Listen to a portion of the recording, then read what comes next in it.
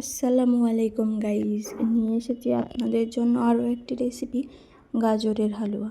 তো বেশ কয়েকদিন থেকেই কিছু গাজর পড়েছিল বাড়িতে। তো গাজরগুলো শুকিয়ে আসছিল আর ভেবেও পাচ্ছিলাম না কী করব। তো আমরা ভাবলাম যে গাজরের হালুয়াটা করা যাক। তো প্রথমে এখানে আমরা গাজরের খোসা ছাড়িয়ে গাজরটা ভালোভাবে ধুয়ে একটা গ্রেটারের সাহায্যে গ্রেট করে নিয়েছি। এবার কড়াইয়ের মধ্যে একটুখানি ঘি দিয়ে ঘিটা গরম করে নিয়েছি। গরম করে নিয়ে এবার তার মধ্যে গ্রেট করা গাজরগুলো দিয়ে দিলাম। এবার গাজরগুলো একটু ভালোভাবে নেড়ে চেড়ে নেব। নেড়ে চেড়ে বেশ একটু খানিকটা পরে এটা ঢেকে একটুখানি সেদ্ধ করে নেব। খালি গাজরটা একাই সেদ্ধ করে নেব, কিছুই দেব না। তো এই যে একটুখানি সেদ্ধ করে নিলাম। এবার ঢাকাটা তুলে নিচ্ছি। এবার কিছুক্ষণ নেড়ে নেব।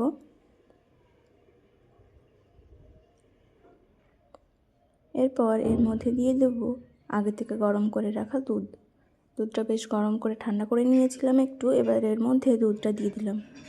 যার যতটা ইচ্ছা ততটা দুধ দিয়ে দেবেন। তো তারপর এখানে দিয়ে দিলাম তেজপাতা আর গরম মশলা। তেজপাতা আর গরম মশলা দিয়ে একটুখানি নেড়ে চেড়ে এটা আবারও ঢেকে কিছুক্ষণ সেদ্ধ করে নেব দুধের সাথে। তো ঢাকাটা তুলে নিলাম। তো বেশ খানিকটা সেদ্ধ করে নিয়েছি, আর ঢেকে দেব না। এবার এর মধ্যে দিয়ে দেব আমরা চিনি। তো আপনারা আপনাদের পরিমাণ মতো চিনি দিয়ে দেবেন, যার যতটা পছন্দ। আমরা এখানে আমাদের পছন্দ মতো, মানে আমাদের স্বাদ অনুযায়ী আমরা চিনি দিয়ে দিয়েছি। আপনারা আপনাদের স্বাদ অনুযায়ী বাড়িয়ে কমিয়ে নিতে পারেন। তো চিনিটা দিয়ে বেশ কিছুক্ষণ নেড়ে নেব। আর ততক্ষণ নাড়তে থাকবো যতক্ষণ না দুধটা শুকিয়ে ভালোভাবে হালুয়াটা রেডি হয়ে যাচ্ছে।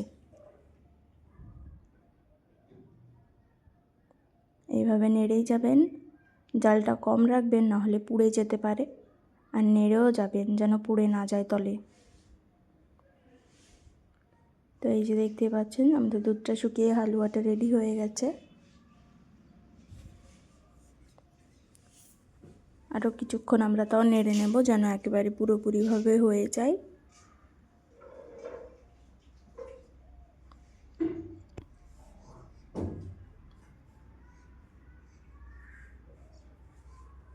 তো এই পর্যায়ে আপনারা নেড়েই যাবেন, নাহলে তলে পুড়ে লেগে যাবে। আর পুরো একবার লেগে গেলে গন্ধ চলে আসবে আর খেতে ভালো লাগবে না, তখন পোড়া গন্ধটাই থেকে যাবে। না, আমাদের হালুয়া অলমোস্ট হয়ে গেছে। আমরা হালুয়াটা তুলে নেব। তো এই যে আমরা হালুয়াটা তুলে নিচ্ছি। তো কেমন হয়েছে জানাবেন, আর ভালো লাগলে অবশ্যই একটা লাইক, কমেন্ট এবং সাবস্ক্রাইব করে দেবেন।